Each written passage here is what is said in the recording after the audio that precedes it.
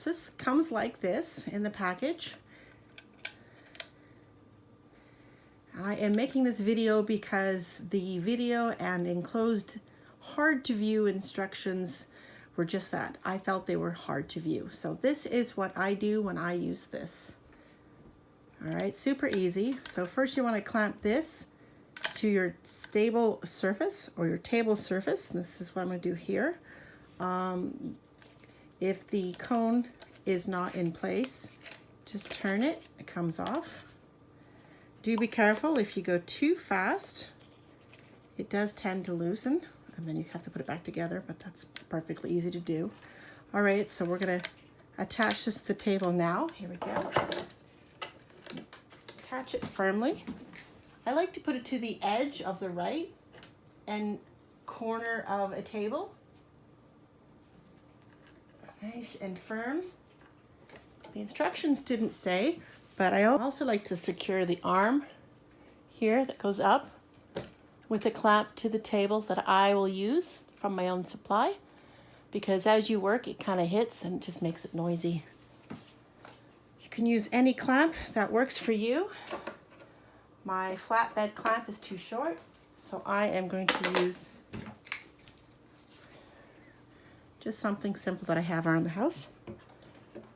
I just want to clamp it down so it doesn't continually jump. Of course, another way to do that is just put a rubber pad or something underneath that metal as it hits the table. All right, so we're going to thread this now. So basically, we're going to take 3 balls of yarn, very, very thin yarn. We are going to make 1 ball that is triple ply. Now it doesn't actually twist it very much, but something is better than nothing. This is a center pull. This is how it came off the machine. At this point, my preference is to wind it into a cone, but I just wanted to show this to you before I started. All right, so to start this, take the labels off each of your yarn sources. Find the beginning. There it is there. I'm just going to drop it onto the floor and hang on to that. Repeat that. Now you can certainly do this with any number of yarn sources. I'm choosing 3 to make it a 3-ply. And there's the second one. And I'm just dropping it again on the floor, hanging on to the yarn ends. And the final one, be a little bit more gentle than I am. Yike. And find your yarn source tail on the outside. There we are.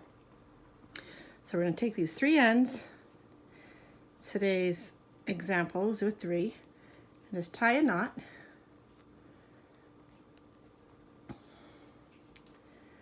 All right, there's my knot. Okay, so the yarn path for this is, we are going to go from the floor up over here to this thread point, and then from to the outside through this thread point here, and then through this outside one, and then attach it here. Okay, I'll show you that now. It's very easy. All right. The instructions I saw didn't include this first one that I'm doing here. I do not know why. So first one through. Now we're on the outer arm. We're going to go from the outside to the in. There we go. And now we're going to go to the inner threader. It's easier if you hang on to that knot that you have so you can have something to put through. And then we're going to attach it by just hiding it in the slot there. Okay? Do try not to have too much extra stuff on the floor. All right. So now all you want to do is you want to just have a simple tension with your left hand. You just kind of hold it at the table, and you can use your right hand. Now, what you always want to remember is once you start using the crank, stay only in that direction unless you're untangling something.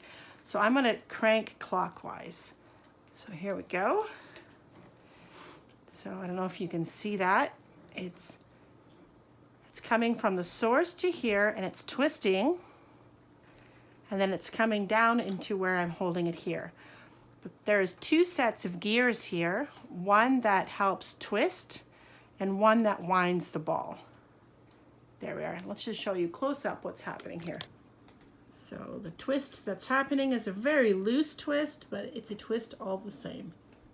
So that's what you can expect.